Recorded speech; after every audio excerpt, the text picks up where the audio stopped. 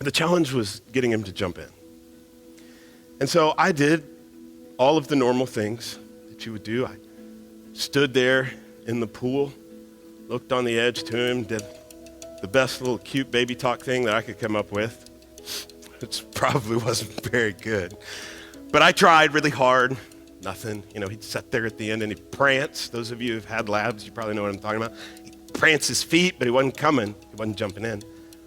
So I'd try to bait him. I'd bait him with food, whatever, anything I could. He wasn't going to do it.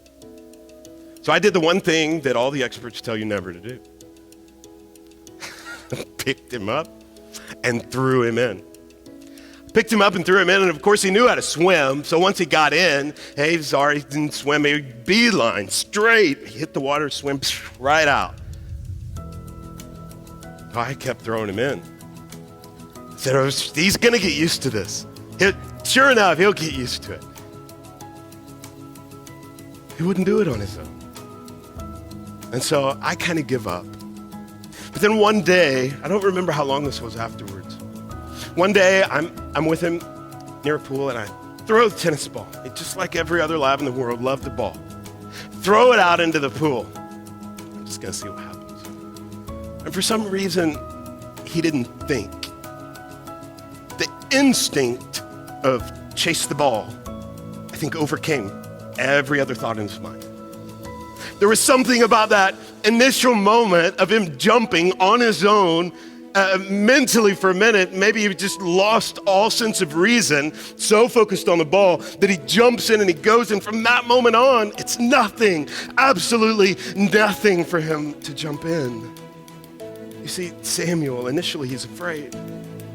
He's afraid to speak what God's placed on his heart. He's nervous to do it, but he does it. He responds.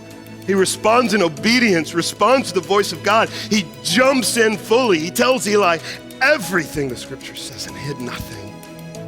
And notice the words that happen right after that. Verse 19. And Samuel grew, and the Lord was with him, and let none of his words fall to the ground.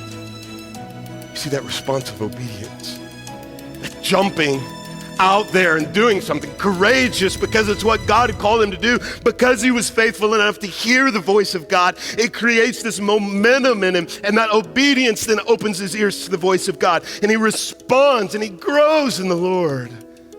It's the snowball effect. Amazing momentum that begins to create in us